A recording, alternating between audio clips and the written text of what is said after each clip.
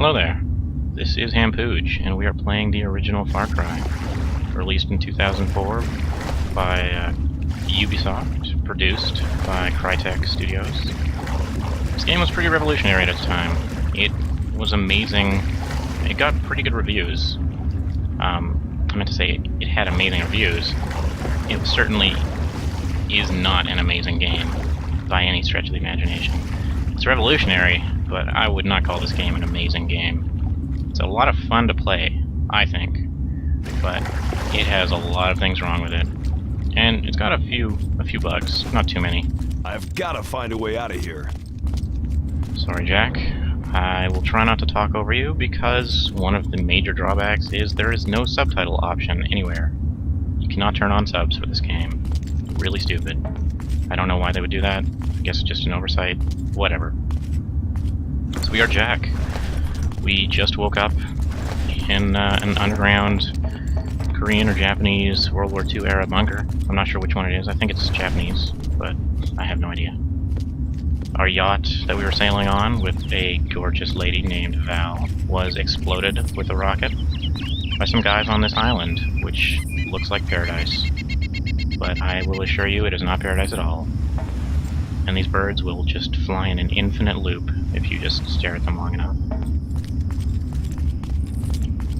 So this game had really good reviews when it came out. It was praised on a lot of things. Technically, I think it's a really good game. In the aspect it had amazing graphics for 2004. It really pushed the boundaries, but that's kind of what Crytek was known for with pretty much all of its big games, like Crysis. Their whole engine that they created. Listen, dirtbag! Keep an eye out for some punk in a red Hawaiian shirt. If you see him, call me at once. Am I understood? Yes, sir! I'm heading out! That is our introduction to Crow, and this is our introduction, sort of, I think I'm gonna lay the smackdown on you! to the stealth mechanics of this game, which there really aren't any. And look at that, I have, like, no health, so I just decided to die. I figure I will just kill myself there and respawn with full health. And this is how you really do stealth. I think I heard something. You just walk on by. I will explain a little more of the mechanics in a minute. There's another little cutscene coming up here. We meet our next, I guess, benefactor. Our only benefactor.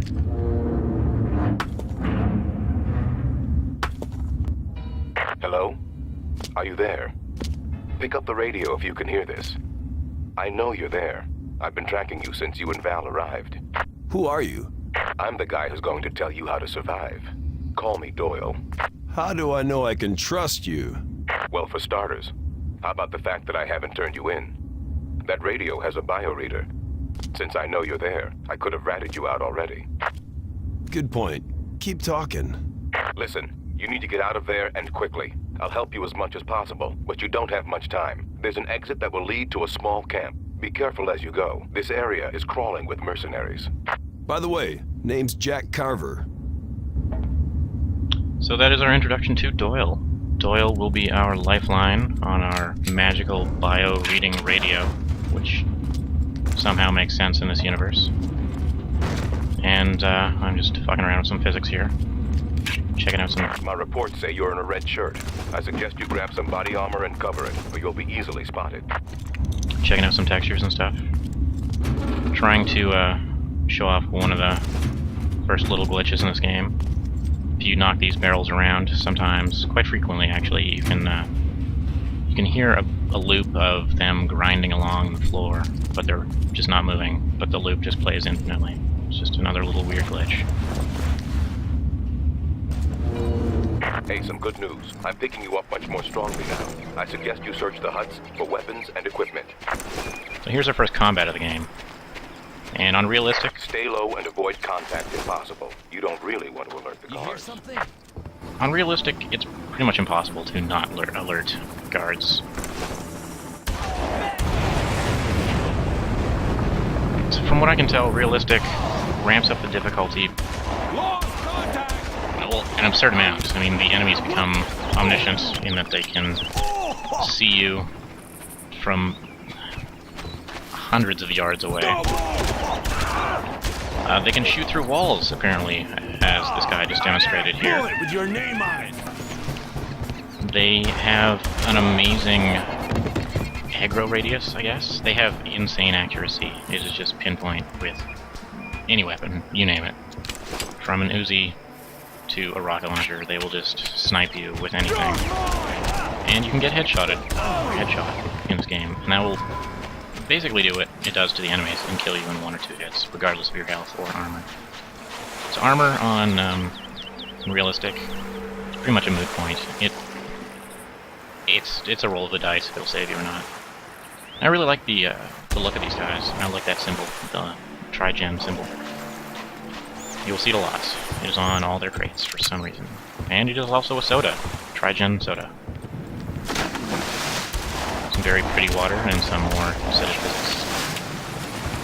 Also the exploding barrels. They're really weird. I thought, you know, you'd think these would be the exploding barrels. They even have a little exploding warning on the side of them, but no. Exploding barrels are yellow, little propane-ish barrels. And that guy has a lot of blood. And here we see some boars in a little pen. I love them. And they take a lot of damage for some reason. 2 headshots to kill a boar. Tri-Gen brew. Delicious. And the bongo radio station, which we will be hearing a lot of in this game. They're showing off some little silly textures and things around some little fluff items.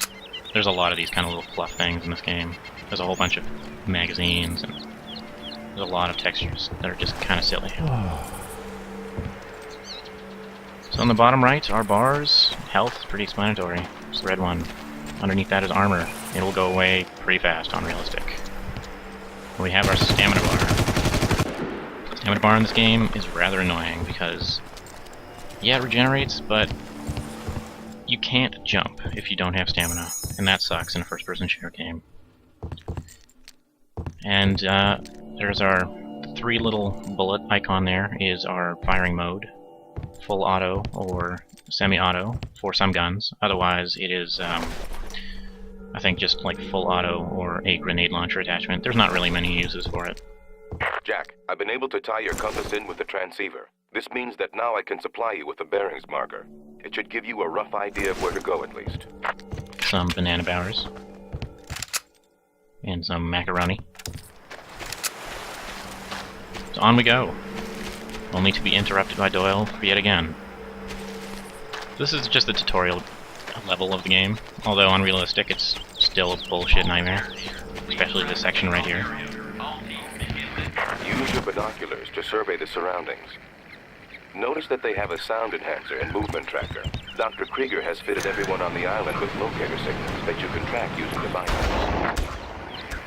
This little encampment, if you actually try and clear it on realistic, you will probably die a lot. Alright, you lazy SOBs! Search every inch of this damn island! Let's figure out what the hell is going on here! Can do! There's some more of Crow and his lovely cowboy voice acting. So yeah, this encampment, it's really hard, especially at the start of the game. I mean, I think of this as trying to do the military outpost in the first Stalker game right off the bat. I mean, it's completely possible and feasible, it's just really stupid and hard to do, and not worth it at all, especially this place. There is just so little benefit. Doing it on any other difficulty, I would not have a problem, but on realistic, I am just skipping it right off the bat. And here you can see one of the pretty impressive features of the engine they used for this game. The map is just huge. You can swim over there, I'm pretty sure. You should try to acquire one of their vehicles and drive to the helicopter refueling pad. It's on the other side of the island. From there, you can use one of their boats to escape. That's not to say it's detailed, or there's a whole lot outside the bounds of normal gameplay areas, but you can go there. And here you see one of the first little bullshit things about realistic difficulty. I have to come up for air. And if you look on the little mini-map on the bottom left, yeah, that guy saw us in that brief little instance. Keep on guard! So the bottom left has a compass, which which is pretty much not useful at all. The blinking light on our black minimap is our destination, but we don't have to go there. That is where Doyle told us to get a vehicle, but there are other vehicles we can get. Or we can just skip getting a vehicle altogether.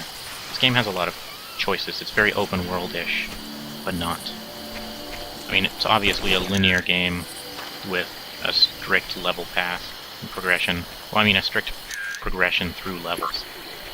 But the levels themselves are very open and you can go about them many ways. So, when I got seen by the guard... Take care. The mercenaries are trained to work together. If you alert one, they will bring others. When I got seen by the guard underwater, you could see our stealth bar raised on either side of the little mini-map.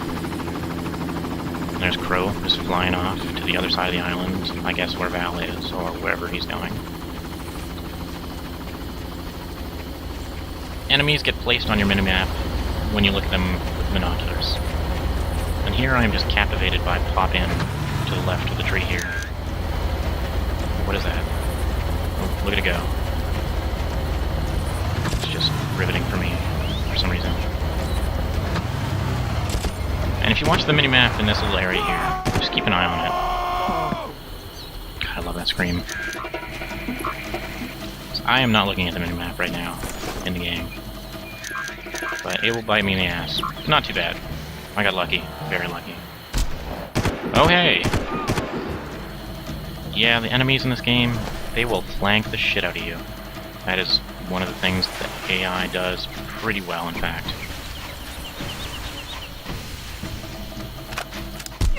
I think they may be keeping Val in the old carrier refueling station.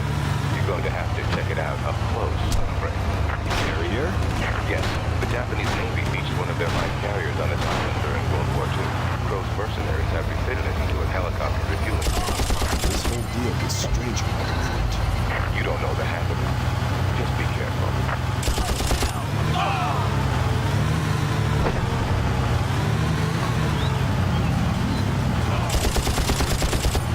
It's a good game, to me, but it is hard as hell. And that little boat there can wreck your shit. This little truck section, I got pretty lucky here. It can be a bitch, just because that boat shoots rockets and it can destroy your boat. Alright, your Doyle, I truck. spotted the carrier. Now tell me, how do I get in? I've only been there once, but I remember there was a hole in the side. You should be able to get in there. I'm on my way. We are coming up to the end of this first level. The next one will be a true test of patience, since this was just the tutorial teaching you the basics. The next one stops holding your hand, even though this really doesn't hold your hand at all on realistic difficulty. But the next level, real test of patience, and there is no quick saving in this game, just checkpoints. A lot of checkpoints. Alright, I'll see you next time.